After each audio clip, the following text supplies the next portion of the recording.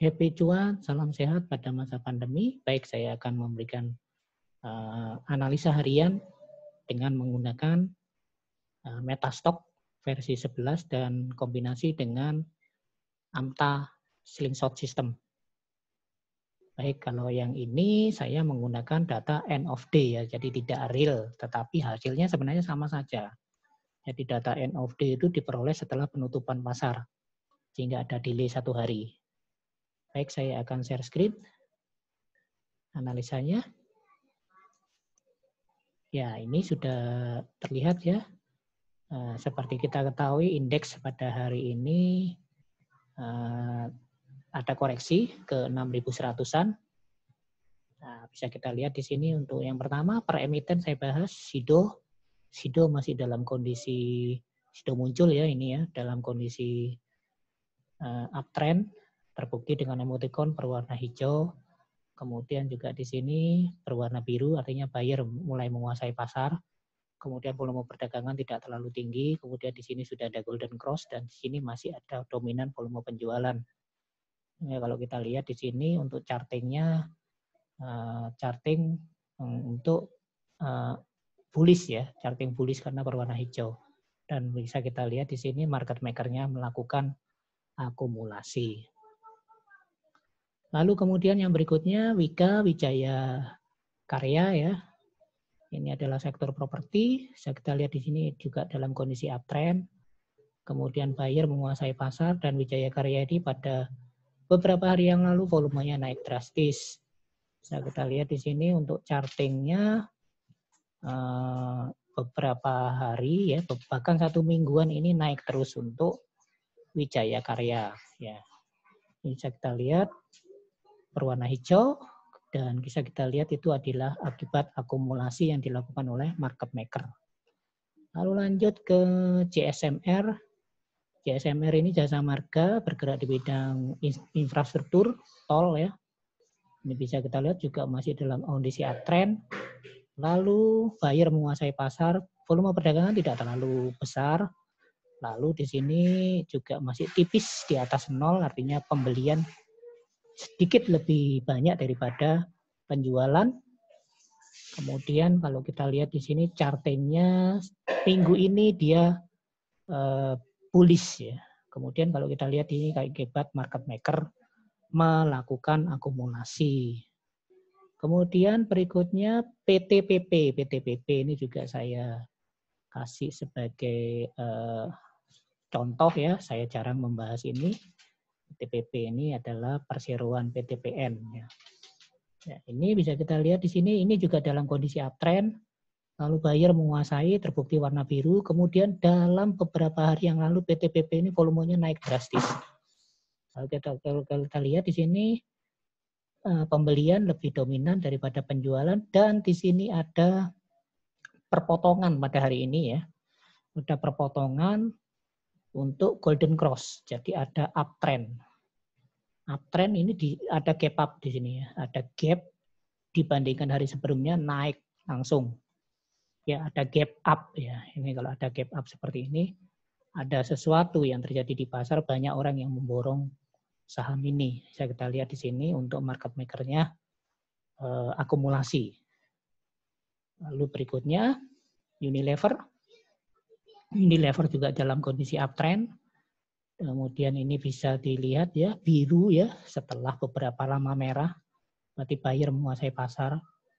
Kemudian volume perdagangan juga tidak terlalu tinggi untuk sekelas Unilever.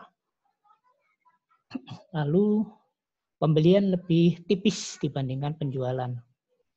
Kemudian untuk chartingnya sudah ada beberapa brown arrow yang mengarah ke atas beberapa hari yang lalu, bahkan minggu yang lalu ya. Memang dalam kondisi uptrend dan ini akibat akumulasi yang dilakukan oleh market maker. Lalu lanjut ke berikutnya INDF, Indofood juga sama uptrend setelah beberapa lama seller menguasai, kali ini buyer yang menguasai. Kemudian kalau kita lihat di sini volume perdagangan juga tidak terlalu tinggi. Lalu masih dominan penjualan tetapi sudah ada sinyal untuk buy, untuk terbukti dengan adanya purple arrow yang mengarah ke atas ya, dan ini bisa kita lihat candlestick naik. Lalu kalau kita lihat di sini, nah ini ada hijau cukup kencang atau akumulasinya dilakukan secara besar-besaran ini.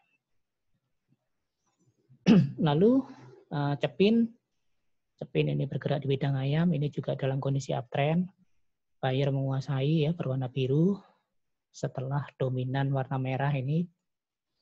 Kemudian volume perdagangan sudah mulai naik dan pembelian sudah dominan dan ada kenaikan tinggi ini dicepin di candlestick di 1 hari yang lalu. Kita lihat di sini karena akumulasi yang dilakukan oleh market maker. Lalu Adaro adalah BUMN yang bergerak di bidang batubara. Adaro dalam kondisi downtrend ya. Ini seller menguasai, kemudian ini juga ada dead cross di beberapa hari yang lalu, walaupun volume perdagangannya masih cukup tinggi. Jadi untuk Adaro ini, untuk chartingnya agak berbeda di sini. Chartingnya ada sinyal untuk buy. Untuk sehari yang lalu. Bisa kita lihat di sini market maker-nya melakukan sedikit akumulasi dibandingkan distribusinya. Lanjut yang berikutnya Pegas. Pegas ini adalah perusahaan gas negara. Ini bisa kita lihat dalam kondisi uptrend. Kemudian buyer menguasai, volume perdagangan juga mulai tinggi. Lalu pembelian dominan dibandingkan penjualan dan sudah mulai ada dead cross di sini ya di MACD-nya. Sehingga di sini ada sinyal dot berwarna merah, artinya harus TP ini untuk Pegas. Kemudian kalau kita lihat market maker-nya sedikit melakukan distribusi. Lalu E-Hardware di sini E-Hardware ada sinyal untuk sell di sini ya. Ada purple arrow mengarah ke bawah. Walaupun di sini masih kondisi uptrend, buyer juga masih menguasai dan volume pembelian masih dominan dibandingkan penjualan. Ya, masih dalam era golden cross, tapi sudah ada sinyal untuk TP. Kemudian kalau kita lihat di sini market maker-nya melakukan distribusi untuk mendapatkan harga yang lebih murah. Berikutnya Bank BNI. Bank BNI arrow-nya besar ya. Jadi ada merah besar ini artinya sinyal untuk sell dan memang downtrend. Ada merah di sini seller menguasai dan ini berada di bawah, artinya penjualan lebih dominan daripada pembelian. Volume perdagangan tidak terlalu kencang. Dan yang penting di sini ada sinyal untuk sell. Dan kita lihat market maker melakukan distribusi.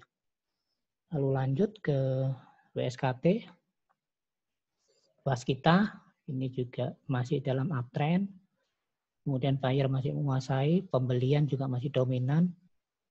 Masih pada zona golden cross. Dan bisa kita lihat di sini memang ada candlestick bullish ya, 2, kemudian hari kemarin koreksi ya, berarti di sini ada akumulasi yang dilakukan oleh market maker ya. Kemudian harga sedikit diturunkan supaya mendapatkan harga lebih murah. Demikian yang bisa saya sampaikan untuk analisa dengan menggunakan Metastop. Sekali lagi saya harapkan ada imbal balik berupa subscribe ya ke channel ini. Bagi yang merasa channel ini bermanfaat, silakan subscribe, like, dan klik tanda lonceng ya. Kemudian sekali lagi disclaimer mode on, segala sesuatu keputusan yang Anda ambil di pasar semata-mata tanggung jawab Anda. Karena channel ini sifatnya adalah channel bersifat edukasi, bagaimana kita terjun ke pasar modal dengan tidak meraba-raba, tapi ada dasar analisanya. Terima kasih. Happy cuan. Salam sehat pada masa pandemi.